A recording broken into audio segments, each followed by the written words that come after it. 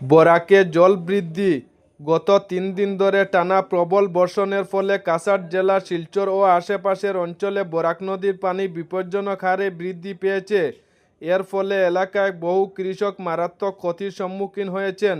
হঠাৎ করে নদীর জল বেড়ে কয়েকটি গ্রাম আংশিকভাবে প্লাবিত হয়েছে, ফসলের জমি নষ্ট হয়ে গেছে এবং কৃষকরা সম্পূর্ণ অসহায় অবস্থায় পড়েছেন। ক্ষতিগ্রস্ত কৃষকদের অভিযোগ, অনেকেই দোকান থেকে বাকি বীজ ও সার নিয়ে চাষাবাদ করেছিলেন, কেউ আবার ঋণ নিয়ে জমিতে ফসল ফলিয়েছিলেন। এখন এই হঠাৎ প্রাকৃতিক দুর্যোগের ফসল ডুবে যাওয়া তাদের ঋণ পরিশোধ করার মতো কোনো সামর্থ্য নেই। ফলে কৃষক পরিবারগুলো চরম দুশ্চিন্তায় দিন কাটাচ্ছেন। তারা প্রশাসন, জেলা কমিশনার, ডিসি, মাননীয় মুখ্যমন্ত্রী এবং এলাকার জনপ্রতিনিধি তথা এমএলএ সাহেবের দৃষ্টি আকর্ষণ করেছেন।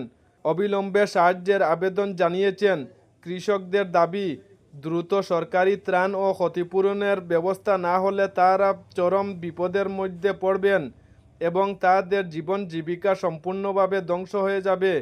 এদিকে স্থানীয়রা জানিয়েছেন, বরাক নদীর পানি এখনও দ্রুত বাড়ছে।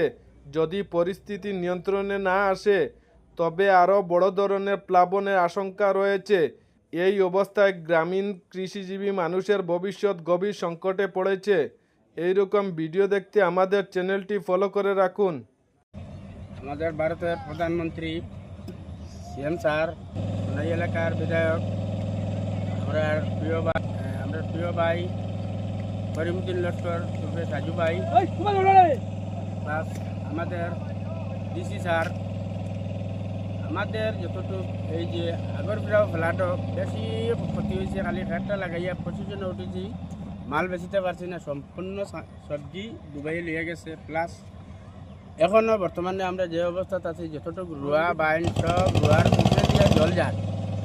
প্লাস যতটা সেরা আছে বর্তমানে আমাদের খেতর মাঠও আছে সেরা, এই সেরা নেওয়ার মতো উঠানির মতো কোনো লাইন নাই। বর্তমানে আমরা খুব নিরুপায় বে অবস্থাতে আছি। কতগুলা সেরা আমরা দেখো খেতল মানুষ, আমরা খেয়ার রয়েছি লোন, খেয়ার রয়েছি ঋণ, খেয়ার সার দোকান বেশি পলিটিন সব বাকি।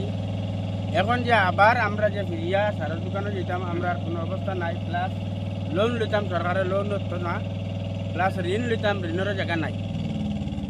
বর্তমানে যে অবস্থায় আমরা আছি, আমাদের অবস্থাটা খুব খারাপ।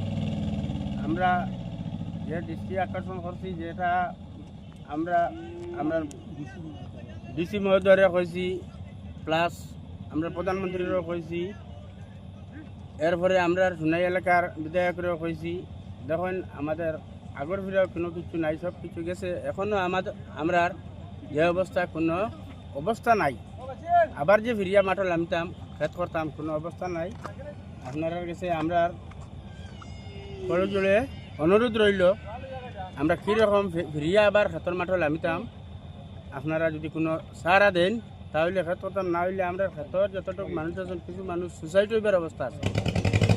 দেখলে আপনারা বা ভিডিও দেখলে আপনারা ভাইটা আপনাদের কাছে ভিডিও দিছি, এটা আপনারা যদি দয়া বা ইয়ে থাকে তাহলে আমরা আমাদেরকে একটা সাহায্য করার লাগি আমরা অনুরোধ করলাম।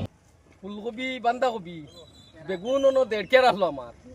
আচ্ছা, একদম তো মোটামুটি হমলি গেছে, কোনো উপায় না। চারিভাবে বান দিয়ে পানি আটকাইতাম পারছি।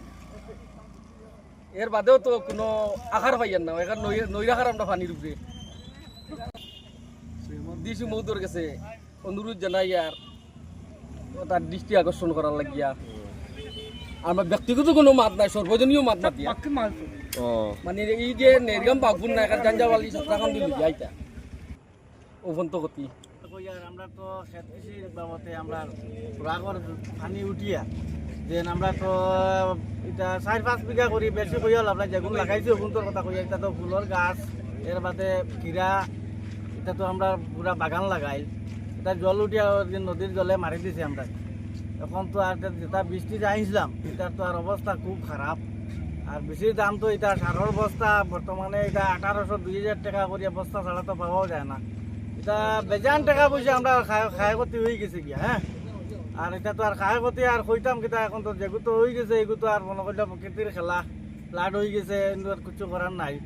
তবু আমরা যেন মনে করি হিমন্ত আমার কাছে কই আর আমরা গরিবের যেটা খেতুয়া লাচ হইন তারা আমরা ভাই মোটামুটি তোরা হেল্পফুল করবার লাগিন বিশ দিয়া মনে করলে শাশুড়তা দিলে নিজে তোরা হেল্পফুল পাইলাম ও বলি আমার বক্তব্য শেষ করলাম।